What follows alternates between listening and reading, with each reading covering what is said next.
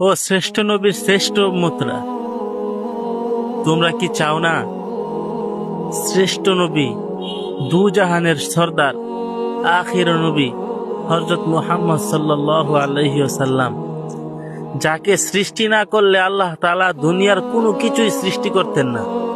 এই পাহাড় পর্বত, নক্ষত্র, নদী, সমুদ্র, মহাসমুদ্র কোনো কিছুই সৃষ্টি করতেন না। তুমি কি চাও না সেই মহান নবী, সেই মহামানব, তুমি এবং তোমার বাবার নামটা তার কানের সামনে যা? তুমি কি চাও না সেটা?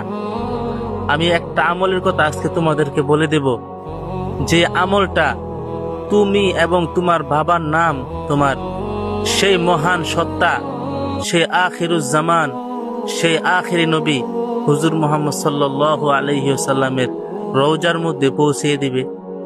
তুমি কি চাও না সেটা হোক?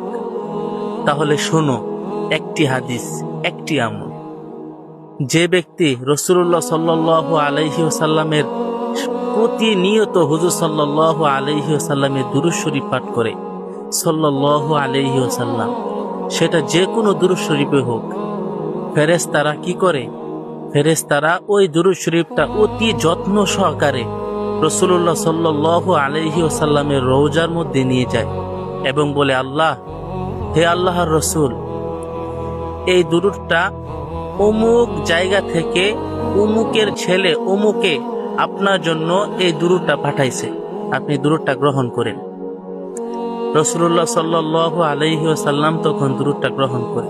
আপনি কি চান না আপনার এবং আপনার বাবার নাম রাসূলুল্লাহ সাল্লাল্লাহু আলাইহি ওয়াসাল্লামের দরবারে পেশ করা হোক? আপনি কি চান না এটা? যদি চান আজ থেকে আমলটা শুরু করে দেন। ইনশাআল্লাহ আমরা রাসূলের সুপারিশ নিয়ে জান্নাতে যাব ইনশাআল্লাহ। আসসালামু আলাইকুম।